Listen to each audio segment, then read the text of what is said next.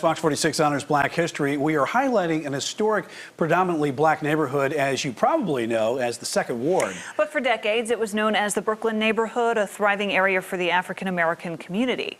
Fox 46's Linnea Lewis is live tonight with how the legacy continues to live on today. Linnea? Lindsay, with so many people moving to the Charlotte area, it was only right for us to circle back around to this Brooklyn neighborhood and also check on some developments that's been in the work for the past couple of years. There are stories told from many angles, from many different people.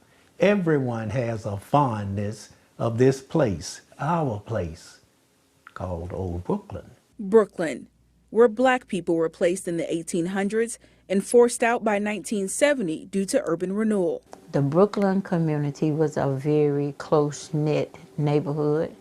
It was a community within a community, and we had everything that we needed. When I would go places, downtown shopping, or anytime I'm outside of Old Brooklyn, I never felt safe. But the moment I would put my foot down in that territory called Old Brooklyn, I felt at home. It was the most successful black community in Charlotte.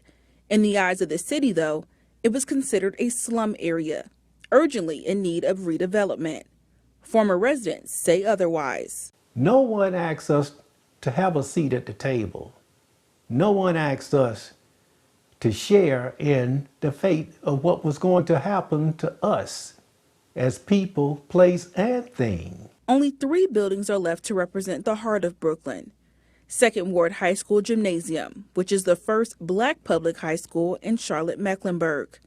The historic AME Zion Church, and the Mecklenburg Investment Company building, the first building to house black professionals, civil organizations, and nonprofits. This became known as the Black Wall Street of Charlotte, and it was a very prosperous area in the African-American community. Brooklyn Collective is continuing the legacy of MIC. You could find various art collections throughout the year and startup organizations building their clientele. Mostly our nonprofits on the second floor. For example, Advocations, which was actually the first tenant in the actual Brooklyn Collective after the legacy tenants had moved out. For the past 5 years, BK Partners has been working with city and county officials to revive Brooklyn, planning to contract with at least 35% of minority and women-owned businesses, guaranteeing affordable homes, retail shops, and more. However, former Brooklyn residents say they haven't seen any progress. Phase 1 is on Stonewall, and that phase will get started. That's what we're getting site plan approval for right now.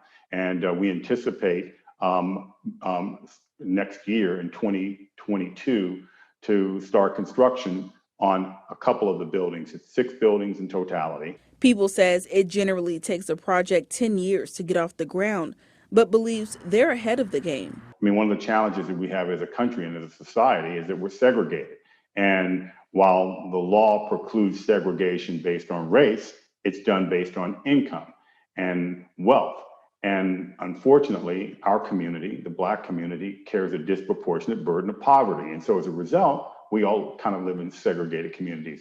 So what we wanted to do is and we propose this, to put affordable housing on site, mixed in with market rate housing. BK Partners is looking at a $2 billion price tag for the Brooklyn Village project.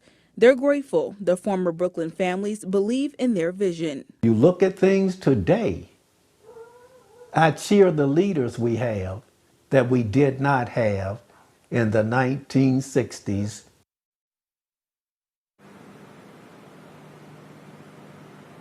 Now, believe it or not, there is so much more history when it comes to the Brooklyn community. But to learn more about the Brooklyn Collective, to learn more about the Second Ward High School Alumni Foundation, and also about that Brooklyn Village project, you could go to fox46.com. Reporting live in Second Ward, Linnea Lewis, Fox 46. Yeah, Linnea, they say you can't know where you're going unless you look back on where you've been, and certainly a great history lesson of the pride from the Brooklyn neighborhood.